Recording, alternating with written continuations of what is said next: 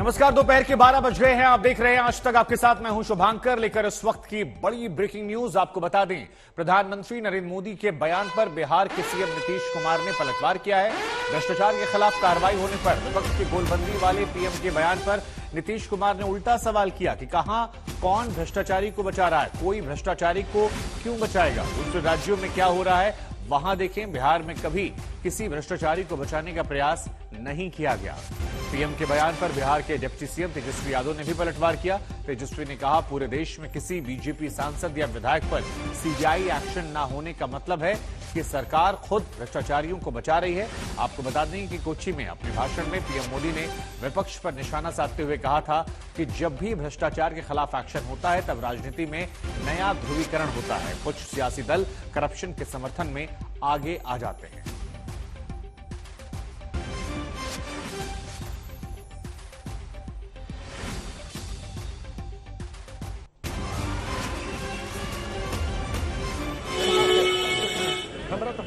इधर बोलिए, जब श्रद्धेय अटल बिहारी वाजपेयी देश के प्रधानमंत्री के साथ जो काम करने का मौका मिला, किस तरह से काम किया, किस तरह से उन्होंने सब लोगों का ख्याल रखा, और यहाँ पर भी बिहार के लोगों ने काम करने का मौका दिया है। कोई भी साथ रहे और पिछले वर्षों से कितना काम कर रहे हैं। अब कोई है केंद्र में अपना कुछ बोलते रहते हैं, हम सब पर ध्यान ही नहीं देते। चलिए, निश्चित प्रधानमंत्री भ्रष्टाचारियों को बचा रहे हैं, भ्रष्टाचारियों को बचा रहे हैं, पोलराइजेशन कर रहे हैं, कुछ राजनीतिक दल कूद गए हैं। कहाँ कौन भ्रष्टाचारी को बता रहा है? कोई भ्रष्टाचारी को बचाएगा? खुद ही सोचना चाहिए ना भ्रष्टाचारियों को बचाने का। इधर उधर कोई राज्य में जो हो रहा है कहां से किसको लाने का, तो वो ना अपना सोचे वो लोग। यहाँ पर तो हम लोग कभी भी भ्रष्टाचारियों को इतने दिनों में बर्दाश्त नहीं किया। एक बार अच्छी तरह जान लीजिए। लेकिन वो क्या बोलते हैं वो अपना बोले, हमको उससे क्या मतलब। चुनावी संक्रांत कर रहे हैं केरल से। सर, ये पोस्टर लगाया गया जदयू कार्यालय में। सर, अरे आप प्रधान ही मंत्री है तो सब जगह जा नहीं सकते हैं। केरला में कौन है आप जानते नहीं। आइए अब आपको बताते हैं कि कल प्रधानमंत्री नरेंद्र मोदी ने क्या कुछ कहा था, जिसका जवाब आज नीतीश कुमार ने दिया। जैसे जैसे भ्रष्टाचारियों पर एक्शन हो रहा है तो देश की राजनीति में नया पोलराइजेशन भी शुरू हो गया है। भ्रष्टाचार और भ्रष्टाचारियों को बचाने के लिए कुछ राजनीतिक दल खुल करके सामने आ गए हैं, संगठित होने का प्रयास कर रहे हैं। देश और केरला के लोगों को ये भ्रष्टाचारियों को बचाने वालों से लगातार सतर्क रहना है। तो प्रधानमंत्री का वो बयान हमने आपको सुनवाया। इसी खबर पर हमारे सहयोगी सुजीत हमारे साथ जुड़ रहे हैं। सुजीत, यूं तो सियासत में हर बार वार का पलटवार होता है, लेकिन ये वाला थोड़ा खास है क्योंकि लड़ाई जो है वो बार बार 24 पर जा रही है। नीतीश कुमार को पीएम प्रोजेक्ट किया जा रहा है। ऐसे में जब प्रधानमंत्री के बयान पर वो पलटवार करते हैं तो इसके दूरगामी सोच क्या निकाला जाए, कैसे विश्लेषण किया जाए इसका?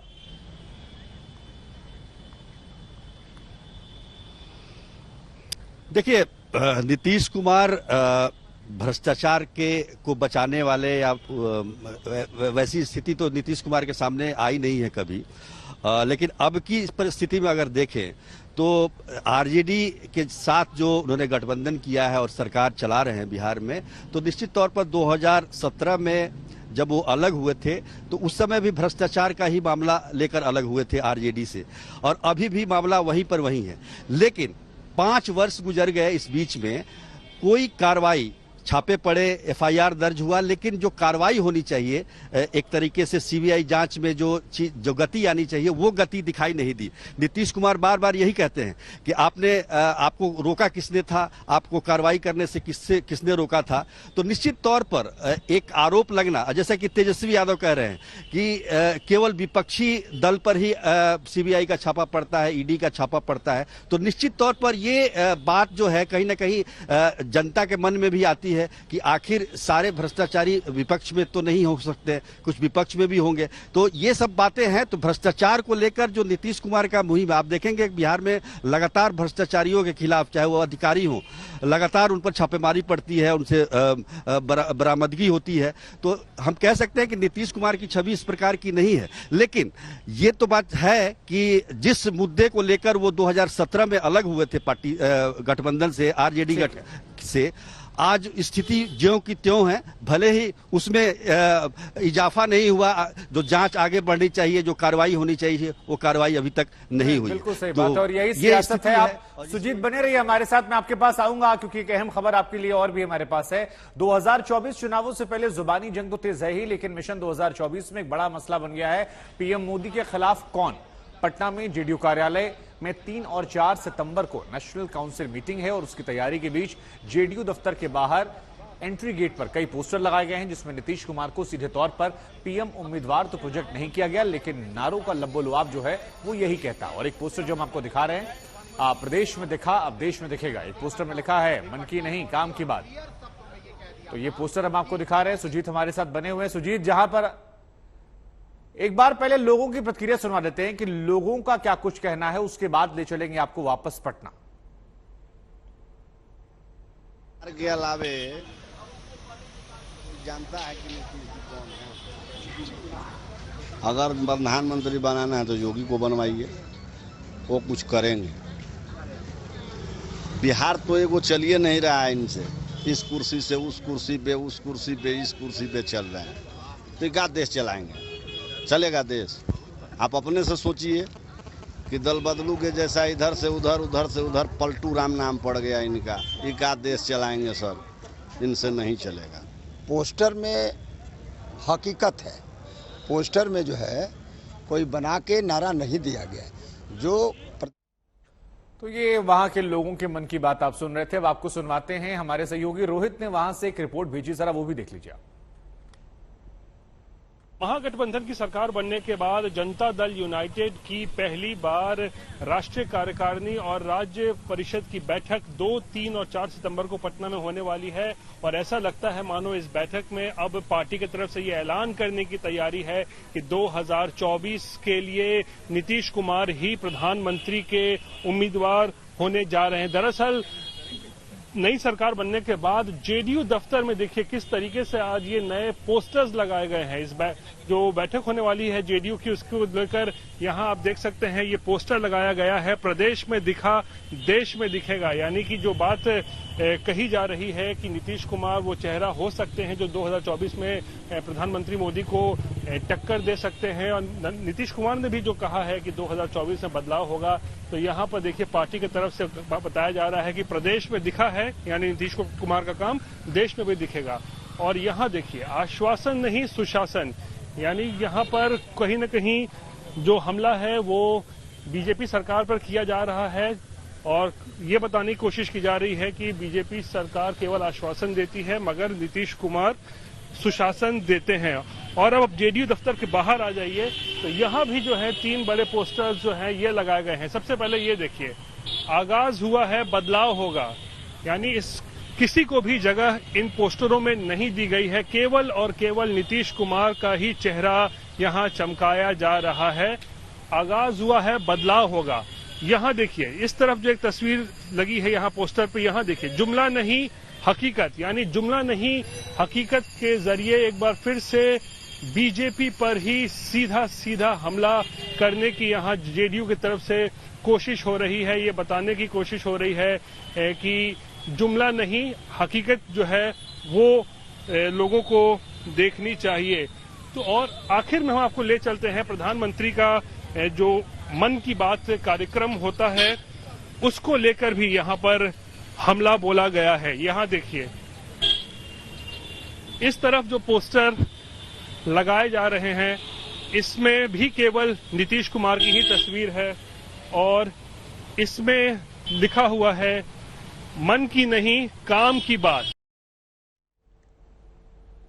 अब ये पूरे सारे पोस्टर्स हमने आपको दिखाए। हमारे साथ सुजीत लगातार बने हुए। सुजीत, अब Nitish Kumar prime minister candidate बनेंगे कि नहीं बनेंगे, प्रधानमंत्री बनेंगे कि नहीं बनेंगे, लेकिन ऐसा लग रहा है कि पटना में जेडीयू ने माहौल पूरा कम से कम बना दिया है। आपके पीछे भी हम देख रहे हैं, आश्वासन नहीं सुशासन प्रदेश में किया, अब देश में होगा।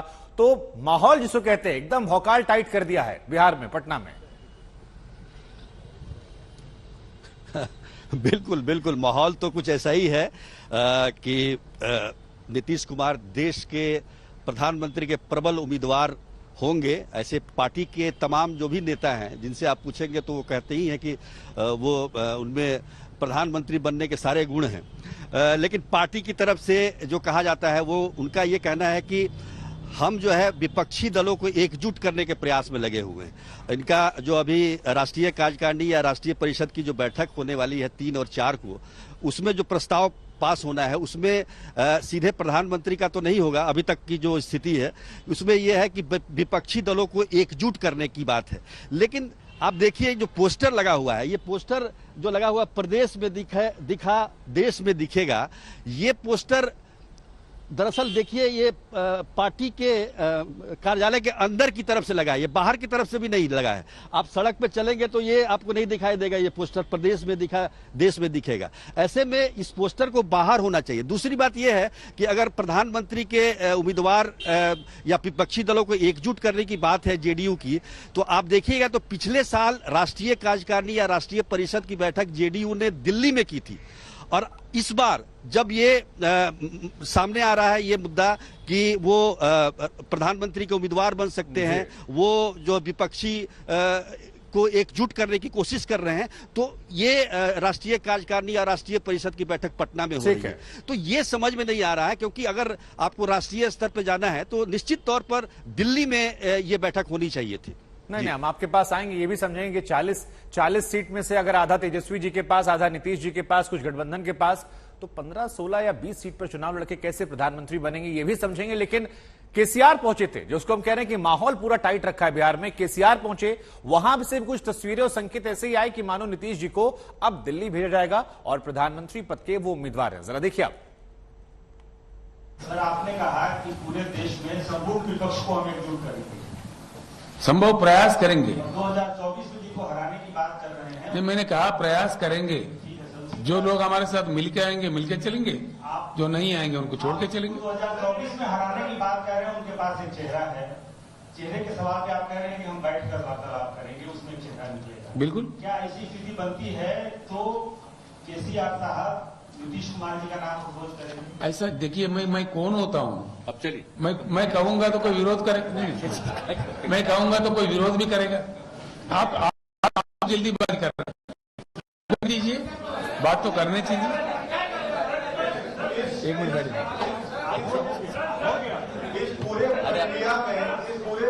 मैं बैठा हुआ हूँ, आप भी बैठिए आराम से। हो गया तो देखिए दिलचस्प तस्वीर यहां से भी निकल कर आई, एक बैठा रहे थे, खड़ा हो रहे थे। खैर कुल मिलाकर बिहार जो है इन दिनों पॉलिटिकली काफी खबरें दे रहा है और संदेश संकेत दोनों वहां से निकल कर आ रहे हैं। लेकिन हम अब रुख करते हैं एक ऐसी खबर का जो परेशान करने वाली है। पहले दुमका और उसके बाद दिल्ली का संगम विहार और अब उत्तर प्रदेश का बागपत। यूपी के बागपत से एक बड़ी खबर आई है। दरअसल यहां भी दुमका और दिल्ली जैसा मामला सामने आ रहा है। एक हिंदू परिवार ने मुस्लिम युवक पर परेशान करने का आरोप लगाया है। आरोप है कि युवक लड़की के पीछे पड़ा हुआ है और परिवार पर जबरन लड़की को भेजने का दबाव बना रहा है। ना भेजने पर लड़की के माता पिता का सर धड़ से अलग करने की धमकी दी जा रही है। फिलहाल परिजनों की तहरीर पर पुलिस ने मामले को दर्ज कर लिया है। पूरे मामले की पड़ताल में पुलिस जुट गई है। ये वो परिवार है बागपत का जिसने शिकायत दर्ज करवाई है। एक मुस्लिम युवक पर यह शिकायत है कि आरोप लगाए जा रहे हैं कि अगर लड़की नहीं भेजी गई तो फिर सर तन से जुदा कर देंगे। ये परिवार की तरफ से आरोप लगाए गए हैं। हिंदू परिवार जिसने मुस्लिम युवक पर परेशान करने का आरोप लगाया, कहा कि लड़की के पीछे पड़ा हुआ है और परिवार पर बार बार जबरन लड़की को भेजने का दबाव बनाया जा रहा है। कहा जा रहा है कि अगर लड़की नहीं भेजी गई तो फिर माता पिता का सर जो है वो धड़ से अलग कर दिया जाएगा।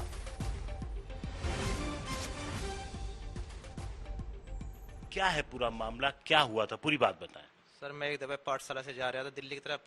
वाइफ की मम्मी की तबीयत खराब थी। कब की बात है ये? 18 तारीख की बात है जी। 18 का जुलाई की जी। 18 जुलाई की जी।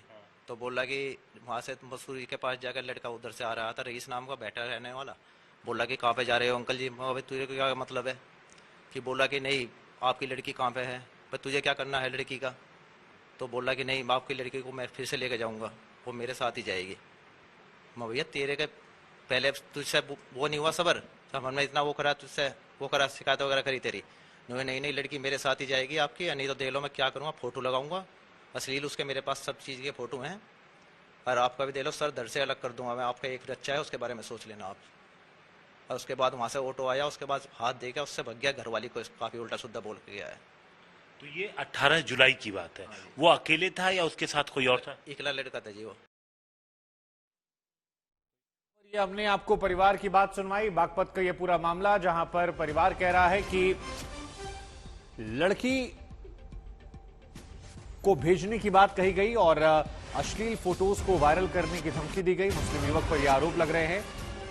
बागपत में इस परिवार ने गुहार लगाई है और दुमका और दिल्ली जैसा यही मामला है। हालांकि ये मामला भी इनिशियल स्टेज में है। दुमका और अगर आप दिल्ली की बात करेंगे तो वहां भी शुरुआत में मामले ऐसे ही थे। पहले धमकियां दी गई, उसके बाद एक जगह पर आग के हवाले कर दिया गया पेट्रोल डालकर, दूसरी जगह गोली मार दी गई थी। और अब बागपत में इस परिवार ने पुलिस प्रशासन मीडिया से गुहार लगाई है ताकि मदद की जाए। उत्तर प्रदेश के उन्नाव में एक परिवार ने जमीन से भगवान की मूर्ति निकलने का दावा करके हजारों रुपए चढ़ावा चढ़वा लिया। आगे मंदिर बनाने की तैयारियां तेज कर दी, लेकिन तब तक पुलिस ने जांच की तो पता लगा कि परिवार ने 2 दिन पहले ही ऑनलाइन ऑर्डर करके मूर्तियां मंगवाई थी और लोगों को बेवकूफ बनाया। धर्म को क्या बहलाने, फुसलाने और बहकाने का सबसे आसान हथियार बनाया गया है।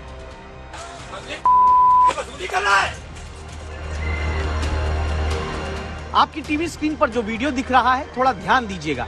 पुलिस आगे चल रही है, पीछे 2 लोग हैं जो लाल कपड़े में चुनरी में भगवान की कुछ मूर्तियों को लेकर आ रहे हैं। उत्तर प्रदेश में उन्नाव की पुलिस वक्त रहते सजगता से भगवान के नाम पर आस्था की आड़ लेकर धोखा देने वालों पर दस्तक दे चुकी है। पीछे जो लड़का भगवान की मूर्ति लिए है, इसका नाम विजय है। आगे इसके पिता चल रहे हैं, नाम अशोक है।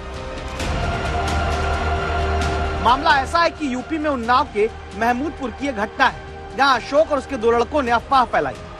अफवाह ये कि खेत से भगवान की मूर्तियां निकली हैं। फिर खेत में चटाई बिछाकर भगवान की मूर्तियां सामने बैठाकर परिवार भी बैठ गया। दावा है खेत से भगवान के प्रकट होने की खबर सुनकर हजारों का चढ़ावा भी 2 दिन में चढ़ गया। आरोपी तो यहाँ मंदिर तक बनाने की तैयारी कर चुका था, बयान में सबूत है। हमारे खेत में माता जी की मूर्ति निकली 3 जी। कुबेर महाराज हैं, लक्ष्मी माता जी हैं, सरस्वती माता जी हैं, एक चाबी है, रुद्राज की माला है और एक सिक्का है। सब मिला के 9 चीजें हैं। किस धातु की हैं? अब ये बात तो हम ही नहीं बता सकते। अभी फिलहाल कहाँ पर शिफ्ट किया है आपने उनको? अभी तो हमारे घर में है शिफ्ट, बाकी उनको कल जा है चबूतरा बनाने की कोशिश है और वहीं हम स्थापना उनकी करेंगे कल। उन्नाव पुलिस को दाद दीजिए, जिन्होंने यहाँ आकर तफ्तीश की तो पता चला ऑनलाइन शॉपिंग साइट से महज 165 रुपए में भगवान की मूर्तियों का एक सेट इस परिवार ने ऑर्डर किया, फिर उसे ही खेत में दबा दिया। सपने में माता जी के दर्शन होने की अफवाह फैलाई, फिर खुद अपने खेत में गाड़ी गई मूर्तियां खोदकर निकाल ली और धर्म के नाम पर दुकान खोल दी। ऑनलाइन मंगाया है, ये चले वाले नहीं है, ऑनलाइन मंगाया है। ये देख लो, ये गोरेलाल ने डिलीवरी किया है, ये देख लो ना।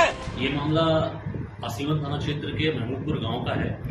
महमूदपुर गांव के निवासी अशोक और उनके 2 लड़के पिछले 2 दिनों से गांव के लोगों को ये बहला फुसला रहे थे कि उनके खेत में कोई सपना आया है, जिसके माध्यम से उन्होंने खेत में खुदाई की और खुदाई में मूर्तियां निकली हुई है और वहां पर अपनी मंदिर स्थापित करना चाह रहे थे।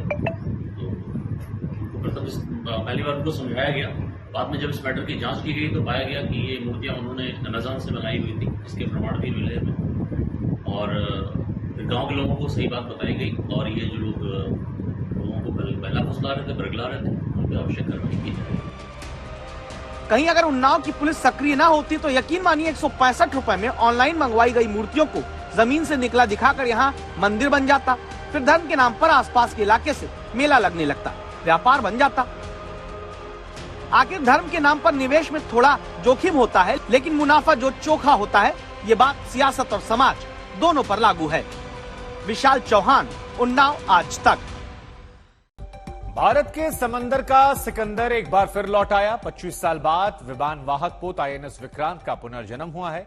प्रधानमंत्री नरेंद्र मोदी ने आज आईएनएस विक्रांत के देसी अवतार को राष्ट्र को सौंपा। 13 साल में बनकर तैयार हुए आईएनएस विक्रांत को प्रधानमंत्री ने विराट, विशेष और विहंगम बताया। भारतीय नौसेना में आईएनएस विक्रांत का एक तरीके से नौसेना को समर्पित किया है।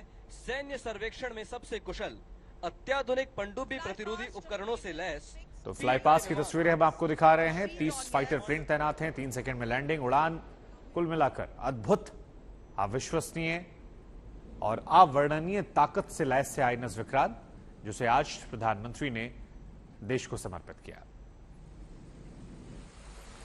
समर्पित करते वक्त प्रधानमंत्री ने कहा भी कि विराट जो है ये विशेष है, विहंगम है। तस्वीरें उस दौरान की हैं जिस दौरान आईएनएस विक्रांत की 25 साल बाद वापसी हुई थी। अब ये नया आईएनएस विक्रांत न सिर्फ शुद्ध देसी है बल्कि दमदार भी है। आधुनिक हथियारों और मिसाइलों से लैस इस एयरक्राफ्ट कैरियर में 30 लड़ाकू विमान तैनात रहेंगे जो सिर्फ 3 सेकंड में उड़ान भरने और लैंड कर सकेंगे।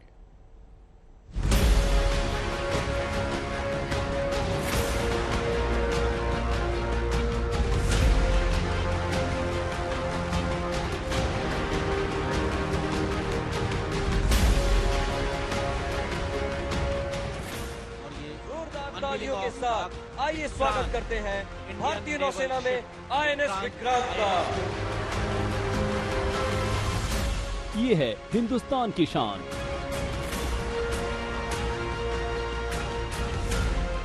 ये है स्वदेशी का दम। ये है आत्मनिर्भर भारत की नई ताकत।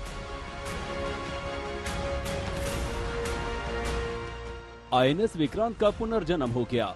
समंदर का सिकंदर की दमदार वापसी हुई है। ये पहले से शानदार है, जानदार है।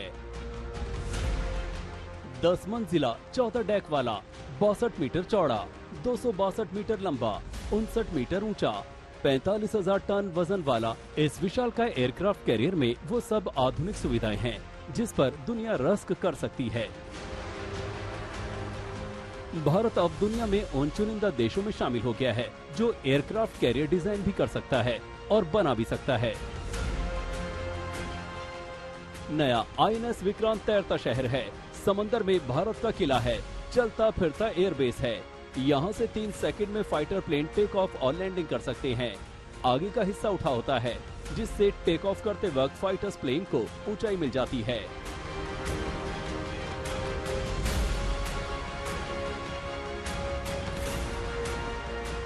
तीस लड़ाकू विमान इस एयरक्राफ्ट कैरियर पर तैनात हैं। इनमें MiG-29K और दूसरे फाइटर जेट्स शामिल हैं। एडवांस लाइट हेलीकॉप्टर्स MH-60R भी विक्रांत की ताकत बनेंगे। आजादी के इस अमृत काल में भारतीय नौसेना का विजन एट 100 है एक फुल्ली आत्मनिर्भर नेवी बनना, जिसके अंतर्गत हमारी सभी ships, submarines, aircraft, unmanned vessels and systems completely made in India होंगे। न सिर्फ भारतीय नौसेना बल्कि संपूर्ण भारतवर्ष के लिए विक्रांत इस अमृत काल का एक अभूतपूर्व आरंभ है। आईएनएस विक्रांत टारगेट एलिफेंट है जिसे जंग में छुपाया नहीं जा सकता है, इसलिए सुरक्षा भी स्पेशल है। आईएनएस विक्रांत पर 32 medium range surface to surface missile तैनात है। ये aircraft carrier AK-630 rotary cannon से लैस है। Anti navy decoy missile system से भी लैस है जो लेजर गाइडेड मिसाइल को टारगेट से डाइवर्ट कर देता है। डिस्ट्रॉयर्स और कलवरी क्लास सबमरीन्स भी साथ चलेंगी। इस वक्त मैं आईएनएस विक्रांत के डेक पर मौजूद हूं और ये ब्रिज एरिया है जहां से ये शिप कंट्रोल होता है। इसके साथ ही ये करीब 15 मंजिलें इस पर हैं। इस वक्त हम 10वीं मंजिल पर ये डेक के एरिया में मौजूद हैं, जिसकी अगर लंबाई चौड़ाई की बात की जाए तो 2 फुटबॉल ग्राउंड के बराबर ये एरिया है। और इसमें इसकी अगर दूसरी क्षमताओं की बात की जाए 45,000 टन इसका वजन है। 1700 नौसैनिक इसमें एक वक्त पर सवार हो सकते हैं। इसके साथ ही लड़ाकू विमान MiG-29, कामोव और दूसरे लड़ाकू हेलीकॉप्टर इस पर मौजूद होंगे। 51 किलोमीटर की रफ्तार से समंदर को चीरते हुए आगे बढ़ने वाला ये एयर कैरियर एक बार फ्यूल भरने के बाद 45 दिनों तक समंदर में दहाड़ सकता है। समंदर के बीच में ही रिफिलिंग भी कर सकते हैं। INS विक्रांत में 4 LM-2000 गैस टर्बाइंस हैं। 88 मेगावाट पावर जनरेटर है। इससे किसी भी शहर को बिजली मुहैया कराई जा सकती है। यहाँ आधुनिक कैंटीन भी है, जहाँ 1 घंटे में 1600 लोगों का खाना तैयार हो सकता है। इस वक्त हम INS विक्रांत के गैली एरिया में हैं, यानी कि किचन का एरिया, जो कि सबसे महत्वपूर्ण है, क्योंकि जब 1700 के आसपास नौसैनिक अधिकारी सेल कर रहे होंगे, उनके लिए खाना यहाँ तैयार होगा। और इसीलिए बहुत आधुनिक तकनीक से लैस ये किचन बनाया गया है। इसमें तमाम आधुनिक ऐसे उपकरण लगाए गए हैं जो समंदर में तेजी के साथ बढ़िया खाना, स्वादिष्ट खाना नौसैनिकों को दे सके। INS विक्रांत में मल्टी स्पेशलिटी अस्पताल भी है। इनमें 16 बेड, 2 ऑपरेशन थिएटर समेत तमाम मेडिकल इमरजेंसी से निपटने के लिए सुविधा है। INS Vikrant make in India की ऐसी सौगात है जिससे न सिर्फ भारत का कद्र फख्र से ऊंचा हुआ, बल्कि देश की आन बान और शान भी बढ़ी।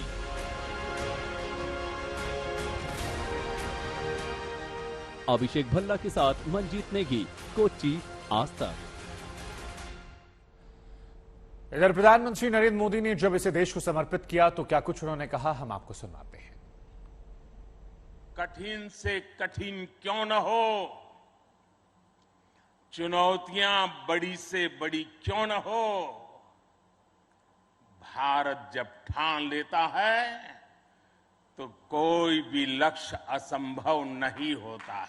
आज भारत विश्व के उन देशों में शामिल हो गया है जो स्वदेशी तकनीक से इतने विशाल एयरक्राफ्ट कैरियर का निर्माण करता है। आज INS विक्रांत ने देश को एक नए विश्वास से भर दिया है। देश में एक नया भरोसा पैदा कर दिया है। विक्रांत विशाल है, विराट है, विहंगम है। विक्रांत विशिष्ट है, विक्रांत विशेष भी है।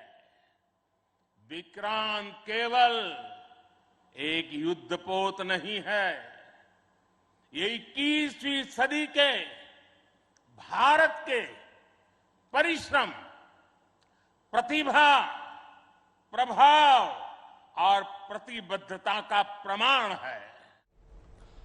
INS विक्रांत एक चलता फिरता किला है जहां सब कुछ है, इतना विशाल कि मानो कोई शहर समंदर में तैर रहा हो। अंदर से कैसा दिखता है भव्य विमानपोत, हम आपको दिखाते हैं सीधे INS विक्रांत से। आजादी के 75 साल पूरा होने के मौके पर भारतीय नौसेना की मारक क्षमता नई ऊंचाइयों पर पहुंच गई है। हम बात कर रहे हैं देश के पहले स्वदेशी विमान वाहक युद्धपोत INS विक्रांत की। इस वक्त मैं INS विक्रांत के डेक पर मौजूद हूं और ये ब्रिज एरिया है जहां से ये शिप कंट्रोल होता है। इसके साथ ही ये करीब 15 मंजिलें इस पर हैं। इस वक्त हम 10वीं मंजिल पर ये डेक के एरिया में मौजूद हैं, जिसकी अगर लंबाई चौड़ाई की बात की जाए तो 2 फुटबॉल ग्राउंड के बराबर ये एरिया है। और इसमें इसकी अगर दूसरी क्षमताओं की बात की जाए 45,000 टन इसका वजन है। 1700 नौसैनिक इसमें एक वक्त पर सवार हो सकते हैं। इसके साथ ही लड़ाकू विमान MiG-29, कामोव और दूसरे लड़ाकू हेलीकॉप्टर इस पर मौजूद होंगे। INS विक्रांत से जुड़े कुछ अनसुने पहलू से हम आपको रूबरू करवाते हैं। इसकी लंबाई 262 मीटर है, चौड़ाई 62 मीटर और ऊंचाई करीब 52 मीटर है। बात की जाए इसमें जो स्टील लगा हुआ है, करीब 4 एफिल टावर के बराबर स्टील का इसमें इसके निर्माण में इस्तेमाल हुआ है। उसके अलावा 2400 मीटर लंबी केबलिंग इसके अंदर की गई है। और इसके निर्माण की अगर बात की जाए तो साल 2009 में इसका निर्माण शुरू हुआ था। उस वक्त भी मैं यहाँ पर आया था इसकी कीलिंग सेरेमनी के लिए, और अब इसकी कमिश्निंग की तैयारी की गई है। कैमरामैन सत्य के साथ मैं जितनेगी, आईएनएस विक्रांत, कोच्चि, आज तक। इस वक्त हम आईएनएस विक्रांत के एक महत्वपूर्ण कंपार्टमेंट शिप कंट्रोल सेंटर में मौजूद हैं, जहां से शिप को ऑपरेट करने की तमाम जो गतिविधियां हैं वो उन पर निगरानी रखी जाती है, चाहे इंजन हो, एसी कंपार्टमेंट हो, उसके अलावा आरओ सिस्टम और सभी महत्वपूर्ण गतिविधियां जिससे शिप समंदर में चलता है। और यहाँ पर मॉनिटर करने के लिए तमाम तरह के उपकरण नजर आ रहे हैं, जिन्हें डिजिटल के तौर पर मॉनिटर किया जाता है। और हमारे साथ लेफ्टिनेंट कमांडर पीयूष श्रीवास्तव हैं। आपसे जानना चाहूंगा कितना महत्वपूर्ण है शिप कंट्रोल सेंटर, और यहाँ पर किस तरह से आप मॉनिटर करते हैं गतिविधियों? शिप कंट्रोल सेंटर को जैसे आपने बताया कि हम शिप का हार्ट भी बोल सकते हैं। यहाँ से जितने भी हमारे को कमांड्स आते हैं, जितने भी मेन प्रोपल्शन सिस्टम, 4 जीटीज फिटेड हैं शिप में, 4 engine, 8 diesel alternators, AC plant जितने भी फिटेड है, मैं यहाँ से स्टार्ट कर सकता हूँ, स्टॉप कर सकता हूँ, कंट्रोल कर सकता हूँ और अपने आईपीएमएस सिस्टम के थ्रू मॉनिटर कर सकता हूँ कि इफ एनी इमरजेंसी अराइजेज मैं उसको सॉल्व करूँ बिफोर कोई गलती हो। और जितने भी कमांड मुझे ब्रिज से आएंगे, मैं शिप को मूव करने के लिए यहाँ से एग्जीक्यूट कर सकता हूँ। किसी भी इमरजेंसी में किस तरह से सिग्नल आपके पास पहुंचते हैं और फिर उस पर एक्शन होता है? यहाँ पे जितने भी आप कंसोल देख रहे हैं, ये हमारे कुछ ना कुछ सिस्टम को मॉनिटर करने के लिए लगे हैं। वहाँ पे मेरे जीटीज को मॉनिटर किया जा रहा है, यहाँ मेरे ऑक्सिलरीज को मॉनिटर किया जा रहा है। तो कोई भी अगर अलार्म रेज होता है किसी भी सिस्टम से जो सेंसर फिटेड है, चाहे वो इक्विपमेंट नीचे फिटेड हो या 2 डेक ऊपर फिटेड हो, यहाँ पे मेरे को सिग्नल आ जाएगा और उसके अकॉर्डिंगली मैं अपना एक्शन लेके उस इमरजेंसी को सॉल्व कर सकता हूँ। चाहे वो फायर फाइटिंग सिस्टम क्यों ना हो, मैं उसको भी यहाँ बैठ के स्टार्ट कर सकता हूँ। कितनी नौसैनिक अधिकारियों की जरूरत होती है आपको यहाँ पर, और ये सेंटर आपका दिन रात 24 घंटे चलता है? जी, ये मेरा शिप सेंटर कंट्रोल सेंटर 24 घंटे मैन रहता है। एक ईओडब्ल्यू यहाँ बैठ के सारे ऑक्सिलरीज को ओवरऑल कंट्रोल करता है और उसके साथ जितने भी वॉच कीपर्स हैं हमारे, वो अराउंड द क्लॉक वॉच रखते हैं सिस्टम पे, और इफ रिक्वायर्ड एक rolling watch keeper can go around and see equipment. Ship control system जो कि एक तरह से शिप का, इस युद्धपोत का हार्ट है, हृदय है, जहां से उसकी सारी गतिविधियों पर नजर रखी जाती है 24 घंटे दिन रात, और किसी भी आपदा के आने पर तुरंत उस पर कार्रवाई की जाती है। कैमरामैन सत्य के साथ मंजीत नेगी, आईएनएस विक्रांत, कोच्चि, आज तक। विक्रांत की कहानी जो है वो जाबाजी की दास्ता है। पाकिस्तान को 2-2 युद्ध में इसने दांत खट्टे किए थे। हम आपको दिखाते हैं आईएनएस विक्रांत की जय गाथा। 25 साल बाद आईएनएस विक्रांत का पुनर्जन्म हुआ। 31 जनवरी 1997 को पुराना आईएनएस विक्रांत नेवी से रिटायर हुआ और अब आज वो दिन आया जब नया आईएनएस विक्रांत फिर से बहाल हो गया। देश की आन बान और शान फिर से सिर उठाकर समंदर में चल पड़ा। विराट और विहंगम तो पहले ही था, इस बार ये विशेष है, सब कुछ देसी है, इसमें भारत की मिट्टी है, भारत का हुनर है, भारत का दम है।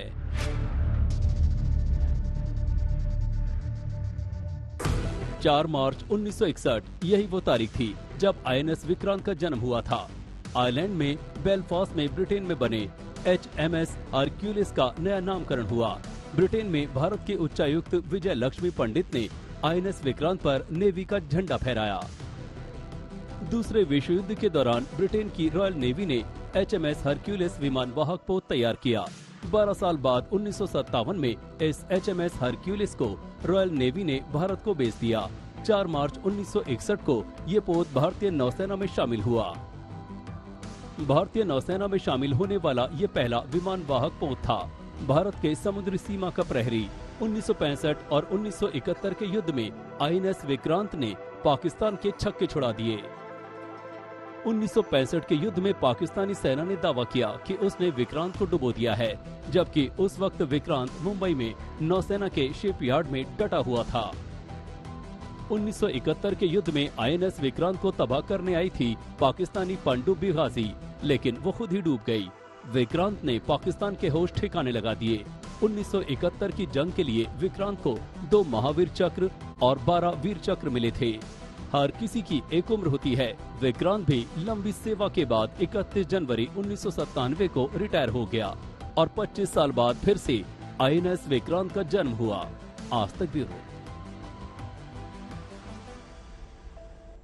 अब आपको समंदर में भारत के नए शक्तिशाली हथियार से मिलवाते हैं। इसका नाम है INS विक्रांत। ये भारत का पहला स्वदेशी एयरक्राफ्ट कैरियर है, यानी इससे हमारे लड़ाकू विमान और हेलीकॉप्टर उड़ान भर सकते हैं।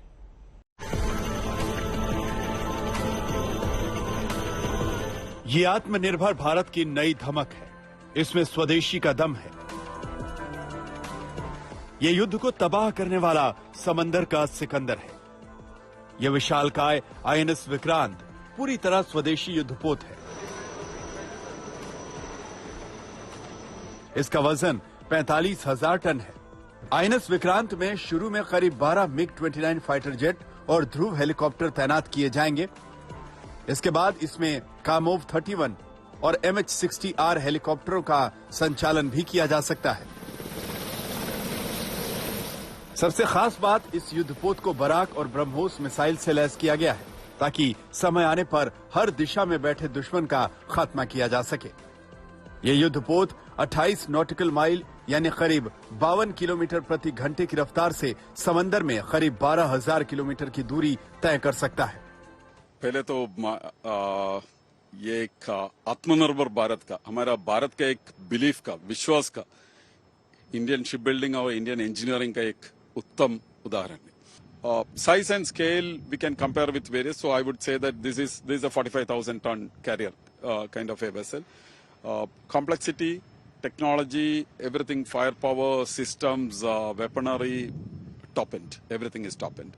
Size and scale, it's what the country needs. Vikrant की मारक क्षमता की मदद से भारत चीन के चैलेंज का जवाब दे सकता है। प्रधानमंत्री नरेंद्र मोदी जब INS विक्रांत को भारतीय नौसेना में शामिल करेंगे तो उसके बाद से ये भारतीय नौसेना का सबसे बड़ा विमानवाहक युद्धपोत होगा। अब इसकी मारक क्षमता के बारे में हम आपको बताते हैं। इसकी मारक क्षमता की अगर बात की जाए तो इसमें एक वक्त में 30 से ज्यादा लड़ाकू विमान और हेलीकॉप्टर तैनात हो सकते हैं, जिसमें MiG-29 लड़ाकू विमान के अलावा कामोव और MH-60 रोमियो हेलीकॉप्टर तैनात होंगे। इसके साथ ही मिसाइल की अगर बात की जाए तो 450 किलोमीटर तक मार करने वाली ब्रह्मोस मिसाइल के साथ ही बराक मिसाइल भी इस पर तैनात होगी। और इस विमानवाहक युद्धपोत की अगर मारक क्षमता को देखें तो ये दुश्मन देश के किसी भी बड़े शहर को नेस्त नाबूद कर सकता है और आने वाले कई सालों तक ये भारतीय नौसेना की मारक क्षमता को बढ़ाता रहेगा। अब हम आपको विक्रांत के शिप कंट्रोल सेंटर में ले चलते हैं। यहाँ से इंजन, पावर जनरेटर और हर एक सिस्टम पर नजर रखी जाती है। इसमें 8 पावर जनरेटर हैं, जो पूरे कोच्चि शहर को रोशन करने की क्षमता रखते हैं। इसके अलावा INS विक्रांत में डैमेज कंट्रोल सेंटर भी है, जहाँ से हर वक्त आग या पानी से होने वाली दुर्घटना पर नजर रखी जा सकती है। MiG-29 इससे ऑपरेट करेंगे, कामोव 31 ऑपरेट करेंगे।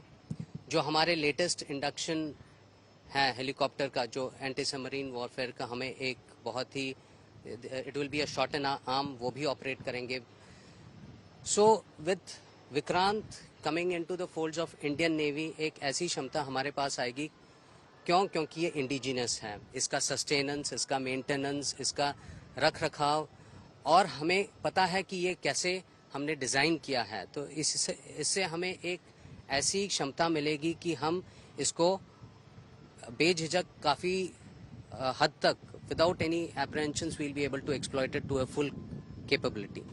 INS विक्रांत पर तैनात नौसैनिक के लिए आधुनिक किचन भी बनाई गई है।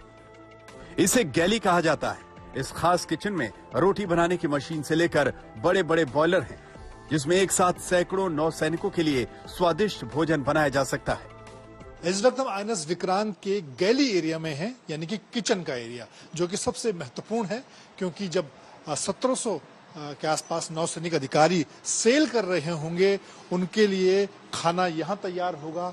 और इसीलिए बहुत आधुनिक तकनीक से लैस ये किचन बनाया गया है। इसमें तमाम आधुनिक ऐसे उपकरण लगाए गए हैं जो समंदर में तेजी के साथ बढ़िया खाना, स्वादिष्ट खाना नौसैनिकों को दे सके।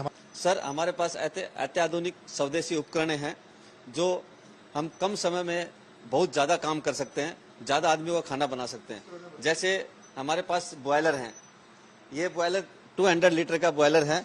इसके अंदर हम राइस, दाल, सब्जी 400 केजी तक सब्जी हम इसमें एक साथ बना सकते हैं। सर ये हमारे पास स्वदेशी चपाती मशीन है जो महाराष्ट्र में बनी है। कितनी रोटियां बना सकते हैं ये? इसमें एक प्रति भोजन 6000 रोटी बना सकते हैं हम। आजादी के अमृत महोत्सव में आईएनएस विक्रांत आत्मनिर्भर भारत का सबसे आदर्श उदाहरण है। ये मेक इन इंडिया मिशन के तहत बनाया गया ऐसा हथियार है जो देश के दुश्मनों पर बहुत भारी पड़ने वाला है। विक्रांत के आने के बाद हिंद महासागर क्षेत्र में भारत की स्थिति और ज्यादा मजबूत हो जाएगी। मंजीत नेगी, कोच्चि, आज तक। देखते रहिए आज तक। आज तक HD, सबसे तेज, सबसे ज्यादा।